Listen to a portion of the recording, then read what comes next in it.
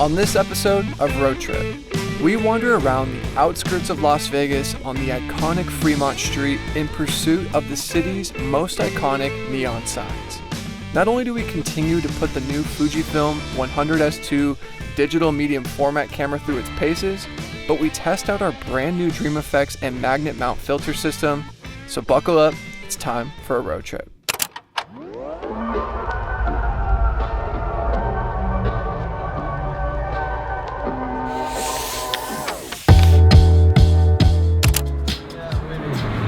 So we're currently in Las Vegas, but right now we're far deep off the strip, and that's kind of intentional. The strip has been shot a million times, and we just thought it could be interesting to go around Vegas and like Fremont Street and off the beaten path to find just like some super dated, vintage, old, classic like motel signs, and just kind of shoot those to test out our various DreamFX strengths, magnetic versions as well. So yeah, just gonna try and wander around the city and find some cool motel signs and see what we get. Video, photo. So yeah, join us.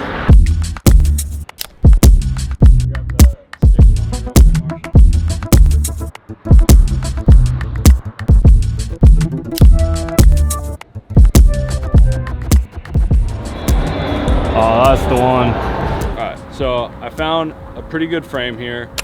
The street is pretty well lit, and then we've got a solid vintage neon sign and frame. So I think this is a great time to demonstrate all three strengths of the Dream and the effect that they have across the image as a whole, but then like a highlight ping source like the sign there in frame. So right now I'm shooting just raw, no filter on the camera, and right now I'm going to add a 1/8 strength magnetic DreamFX. We'll let that roll for a few seconds. Then I'm gonna swap that out for a 1/4 strength DreamFX. 1/8 going off, 1/2 or 1/4 going on.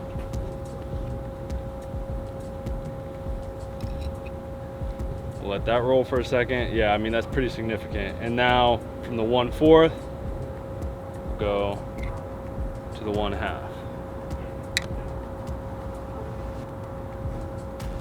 Pretty good. It's pretty money. It's very, very apparent.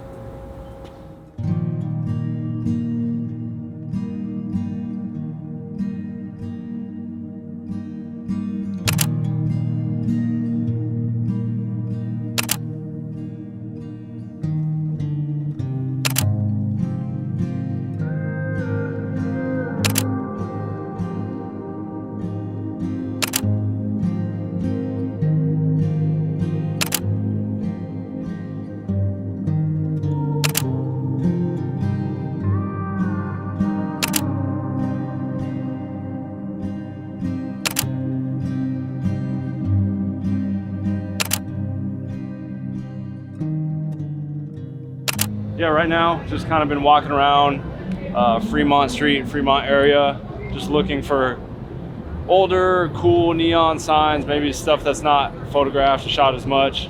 And yeah, I think we found a couple great examples to test out and show like the different strengths of 1/8, 1/4, 1/2, and the different looks they have. Just kind of popping around photo and video with the Fuji. Only have solely been using the TT Artisan 50mm 1.4. It is naturally like kind of like a soft lens, especially wide open. So definitely like the DreamFX adds to that even more. But yeah, I mean, I think we've been getting some good stuff and getting some good examples to show like the effect of each filter and the difference in the strength. So we're just gonna keep it pushing.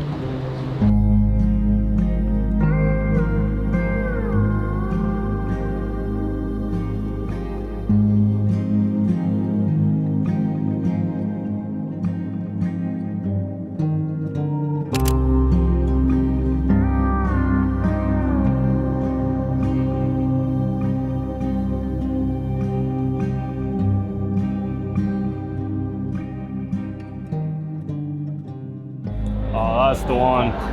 So I've been trying to play with a slow shutter drag, but trying to get it ever so subtle, like where it's like the frame is still very much legible, all the the words are legible, but it's not just like a wicked blur. And so I'm at a shutter of 2, so not quite like a second or half second, but 2, with just kind of hitting the button, holding for a second, then moving. So I'm not pressing the button, moving, I'm letting it kind of capture those first moments and then subtly moving it at the end to capture that little wisp of a blur at the end, and it looks pretty cool. I'll try it one more time here.